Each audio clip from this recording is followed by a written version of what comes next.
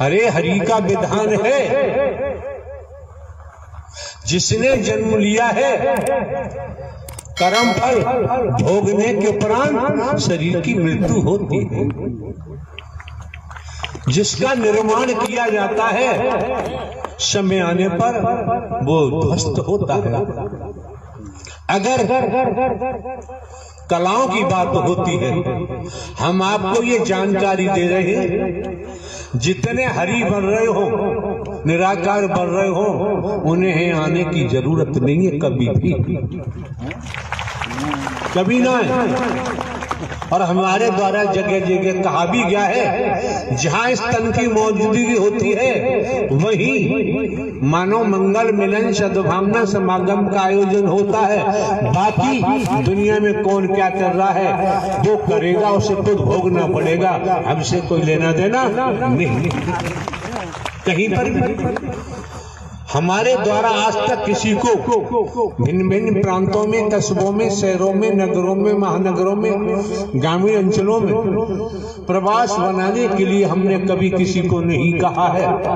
जो बनवा रहे हैं, जो नोट दे रहे हैं, चंदा कर रहे हैं, वो जाने, उनका जाने काम।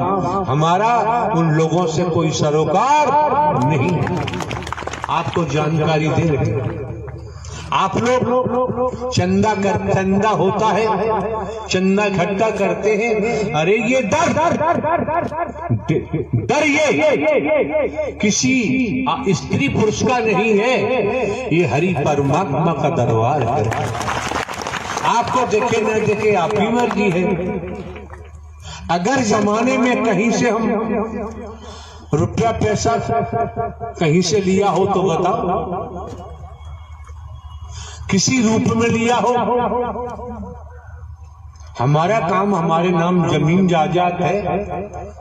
14-15 वर्ष पहले पेंशन लिए इंटेलिजेंस ब्यूरो से, पेंशन है, हमारे कोई खर्चे हैं नहीं। बहुत बढ़िया काम चल रहा है। दूसरे, हम खेत में जाके बैठ जाएं और जिसको जरूरत है वो खेत में जाके पहुंच जाएगा। हमें कहीं महल बनाने की जरूरत, हमें दिखावा दिखाने की जरूरत नहीं है। आने वाले महापुरुषों को लूट कर और हम आश्रम बनवाएं, महल बनवाएं, एसी लगवाएं, एसी रूम्स बनवाएं, एसी फर्नीचर लगवाएं, ये दिखावा दिखाना हमारे बस की बात नहीं। हम दिखा भी नहीं सकते। कौन क्या कर रहा है, कौन क्या नहीं कर रहा है, तो पूर्व में ही जानकारी दी जा चुकी है। कर्म करने को दुनिया स्वतंत्र है और भोगने के लिए परतंत्र है। ये स्लोगन आपके मस्तिष्क में जाए न जाए आपकी मर्जी है। ये हकीकत है, ये सत्यता है। कई ज्ञानियों से हमने पूछा, एक शहर लखीमपुर खीरी जो नेपाल दूसरा देश है, बॉर्डर पर है, ऐसी पंडाल लगा हुआ था। मिस्टर राजकुमार त्रिवेदी एडवोकेट आए। हमने उनको खड़ा किया, आप त्रिवेदी हैं, तीनों वेदों के ज्ञाता हैं, बताओ 84 लाख का प्रावधान होता है और लगभग 80 से ऊपर उनकी आयु भी होगी दुनियावी तौर पर।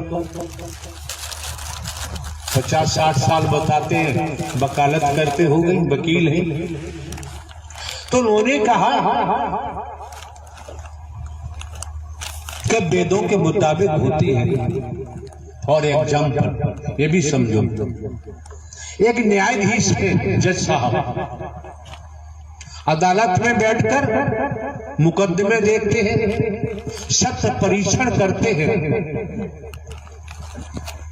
जितनी भी विधिक कानून के तरीके से प्रक्रिया पूरी हो जाती है, होने के बाद अपराध सिद्ध होता है, तो अपराध के मुताबिक 10 वर्ष की सजा, 20 वर्ष की सजा, आजीवन कारावास, कुछ ऐसे सेक्शन अपराध हैं फांसी की सजा सुनाते हैं जज साहब, और भोगनी पड़ती है जेल में जाकर। अगर यहाँ अटेंशन हो जाओ, यहाँ सावधान हो जाओ, मन लगा के श्रवण करो। जज साहब ने अपराध किया तो पुलिस छोड़ेगी नहीं, पकड़ेगी, जेल भेजेगी। अपराध सिद्ध हुआ तो जज साहब को भी सजा होगी। अब जज तो नहीं रहे, अपराध किया, अपराधी बन गए। यहां पर एकल बात कही जाती है, दोगलेपन की बात हम नहीं कर सकते।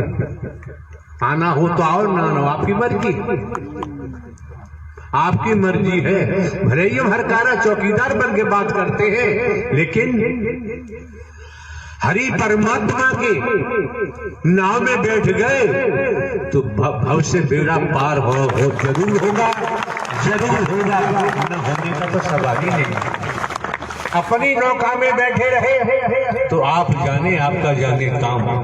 तो इससे स्पष्ट जाहिर हो गया, जहां जज साहब का जिक्र आया, स्पष्ट जाहिर हो गया, सजा देने वाले ने अपराध किया, उनको भी सजा भोगनी पड़ी। इससे प्रतीत होता है पूरे ब्रह्मांड में कर्म का खेल था, है और रहेगा। कर्म की मार से जगत में कोई बच नहीं सकता।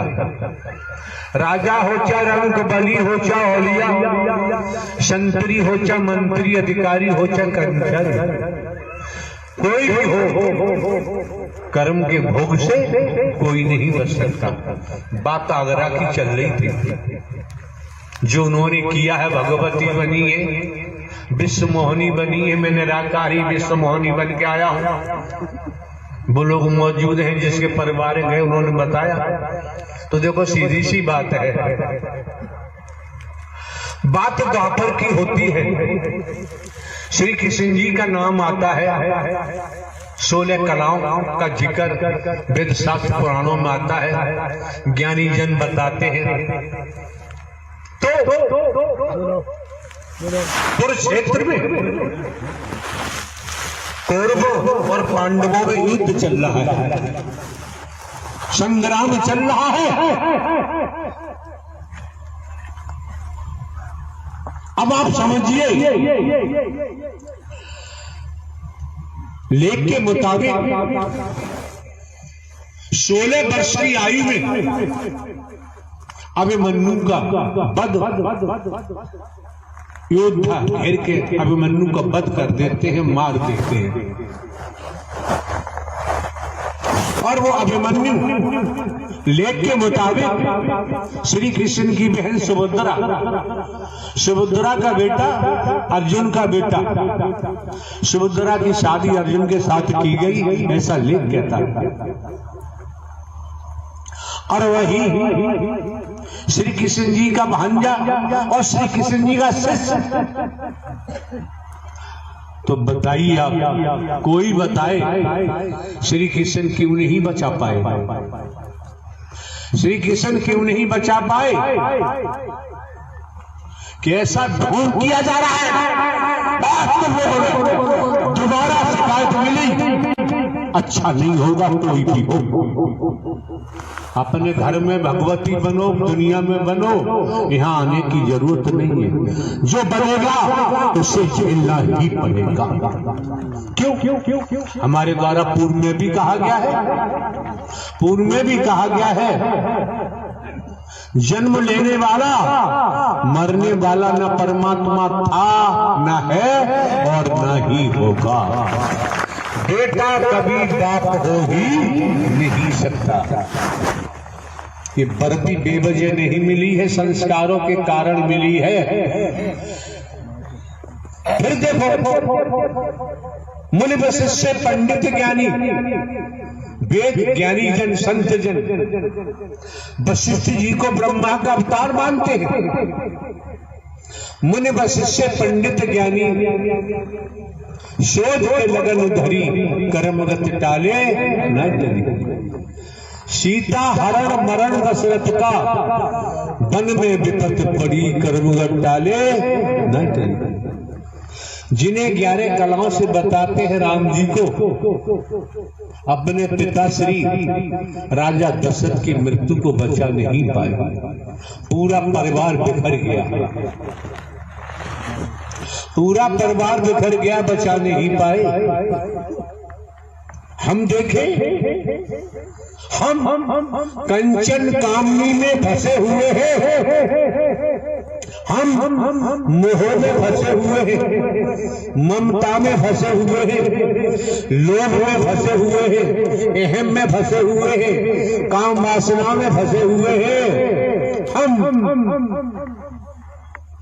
मैं मेरी अपने पराई में फंसे हुए हैं, भेदभाव में फंसे हुए हैं। तो वेदों में, शास्त्रों में, पुराणों में, वैदिक काल का इतिहास बताता है, दसियों हजार या दसियों हजार वर्षों तक ऋषि मुनियों ने तपस्या की। जिनकी तपस्या की, उनका दर्शन नहीं पाया। समझो जरा, दर्शन नहीं हुआ। उनके पास न मोह न ममता थी, न कंचन कामनी, न मैं मेरी, न अपना पराया, न है, कुछ नहीं था। जब उनको दर्शन हुआ और ये कलयुगी जीव इसमें हाथ निराकार घुस जाता है कि निराकार की पकड़ है ही नहीं। कितने तेज, कैसे लोग हैं स्त्री पुरुष, निराकार निराकार। अरे भाई निराकार, आकार तो है नहीं। और कुछ भाषा ऐसी है जिसे लोग दुनियावी तौर पर हवा कहते हैं, लेकिन हमारे द्वारा तो ये कहा गया है भूत, अतीत, अतीत से वर्तमान, वर्तमान से भविष्य, कर्मों का भू, कर्मों का जिन, कर्मों का खई, ये मरते दम तक पीछा नहीं छोड़ता है। किसी से उधार लिया है, मैं ब्याज के अदा नहीं हो जाएगा तब तक मालिक छोड़ेगा नहीं। स्पष्ट है दुनिया की तौर पर। तो आप लोगों को जानकारी इसलिए दी जाती है, भिन्न भिन्न प्रांतों से, कस्बों से, शहरों से, नगरों से, महानगरों से, ग्रामीण अंचलों से जिस तादाद में आना हुआ है, आप तो समझ जाओ 20 वर्ष हो गए दुनियावी कैलेंडर के मुताबिक। हमने स्वयं को केवल हरकारा चौकीदार ही बताया है, इससे ज्यादा कुछ नहीं बताया। किसको क्या दिखाई देता है, ये उसका कर्म होगा, वो जाने। मौके बार बार नहीं मिलते हैं, समय बार बार प्राप्त नहीं होता है। दूसरे समझ सकते हैं आज का युग झूठों का है, आज का युग झूठों का है, झूठों का बोलबाला है दुनिया में। टूट रूपे और झूठ के साथ साथ कंचन कामनी और 4 पॉइंट, ये विश्व है, महाविश्व, ये हलाला है, हलाहल संपूर्ण जगत में छाया हुआ है। मौके बार बार नहीं मिलते हैं, समय बार बार प्राप्त नहीं होता है। दूसरे समझो, अगर तुम्हारे बेटा बेटी अपने पिता के नाम को बेचते हैं, क्या वो पिता बर्दाश्त कर सकता है? हाथ उठाओ, बर्दाश्त कर सकता है? हाथ उठाओ ईमानदारी से। आपके बेटा बेटी आपके नाम को बेचते हैं, आप बर्दाश्त नहीं कर सकते। साकार हरि परमात्मा का जो नाम बेच रहे हैं, तो ये हरकारा चौकीदार बर्दाश्त नहीं कर सकता।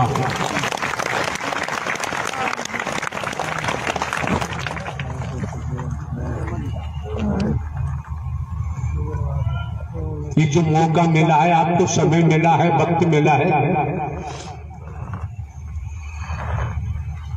आप समझ सकते हैं कोरोना काल चल रहा है, उसके बावजूद भी यहाँ के जिला प्रशासन ने अनुमति प्रदान की महापुरुषों को। जब भी आप महापुरुषों का इस महायज्ञ में आगमन हुआ, अगर जिला प्रशासन अनुमति प्रदान नहीं करता, इस महायज्ञ में पहुंचना संभव नहीं था। आप भली भांत जानते नहीं है, हमने तो जनाया है। हम हर पल हर क्षण भारतीय संविधान, हम कानून का पालन करते हैं, समाज के नियम कायदों का भी हम पालन करते हैं, और सिखाया भी, आप लोगों को बताया भी है, आपको जागरूक किया गया है। आपका जीवन खुशनुमा हो जाए, आनंद में हो जाए, इसीलिए तो दर्शा दिया मानव मंगल मिलन सद्भावना समागम। कर्मों से सुख भी आएगा, कर्म किया सुख भी आएगा। जैसा कर्म करता है दुख आएगा, रोलाएगा। जानकार है, भोगेगा लेकिन रोएगा नहीं। अनजान का रो रो के ही सर खपा देगा। श्रीमान जी कोई हो, त्रेता की कहानी हम आपके सम्मुख रखते हैं। प्रवासों के बारे में बता दिया, जो भगवती बनते हैं, जो हरि बनते हैं, हरि बन के प्रवास बना बना के जमाने से नोट खींच रहे हैं। ये महारौरक नर की निशानी है। नोट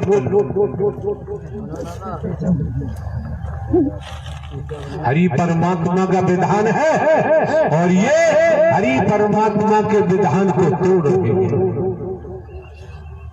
सरकार के कानून को तोड़ोगे तो सरकार दंडित करती है। त्रेता का एग्जाम्पल है, किस्सा है। रही बात धूप की, आप भी कपड़ा हटा दो, क्या फर्क पड़ना है। ये धूप भी अगर संसार के तौर से देखे, मेडिकल साइंस के हिसाब से देखे, सूर्य का प्रकाश बढ़ रहा है, कई रूपों में आपको लाभ पहुंचाएगा, विटामिन डी देगा, और कहीं की मांसपेशियां वगैरह ऐसी वैसी गर्मी बढ़ेगी तो वो खुल भी जाती है। तो त्रेता का एग्जाम्पल, 5 संत जा रहे थे, इतिहास की कहानी है। इसमें कोई हमसे क्वेश्चन करेंगे, हम उत्तर नहीं दे सकते कि इतिहास की बात है, हमारी व्यक्तिगत बात है, उसमें हम प्रश्न करने को छोड़ते ही नहीं है। सामने से आप लोग जानते हैं, इतिहास में आता है, कथाकार अधिकांश बोलते होंगे, रत्नाकर डाकू का नाम आता है। रत्नाकर डाकू अपने साथियों के साथ आ रहा था, इधर से महात्मा लोग, लेख कहता है रत्नाकर डाकू ने संतों से कहा, बे ठहरो। किसी संत ने कहा, ले भाई हम ठहर गए, तू कब ठहरेगा? आप सब पर लागू है,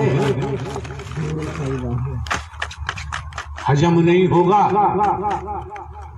अगर वास्तव में आज शिवरात्रि का समय है, 1 तारीख, उस आधार पर भी देखोगे अपने हृदय से निर्णय करो कौन पापी नहीं है।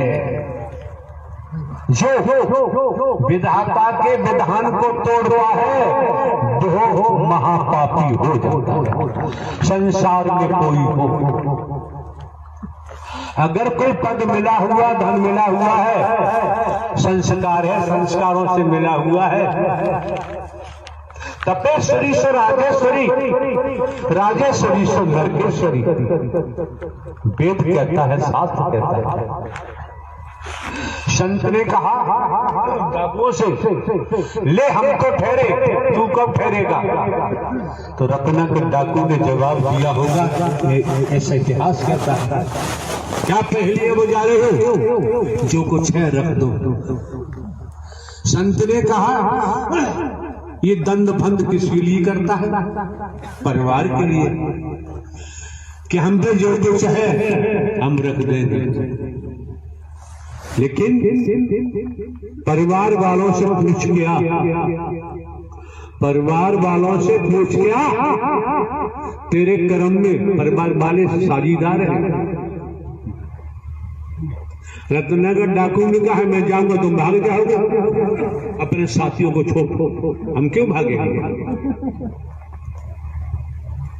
जिस मालिक के, जो ब्रह्मांड का रचयिता है, संचालन करता है, संहार करता है, उसकी शरण ली है, अब भाग के जाएंगे कहां? अपने जीवन की बागडोर हरि साकार के हाथ में सौंप दी है। झूठ बोलोगे पाप लगेगा, और लगा है लोग बचे ही नहीं सकते। सुनने को भी मिलता है, मिलेगा। रत्नाकर डाकू जाता है अपने गांव, अटेंशन होके, सावधान होकर सुनिए। छोटी छोटी बातें अगर हम स्वीकार कर लें, कर्म में डालें, तो हमें ऊंचाइयों तक पहुंचा देती है।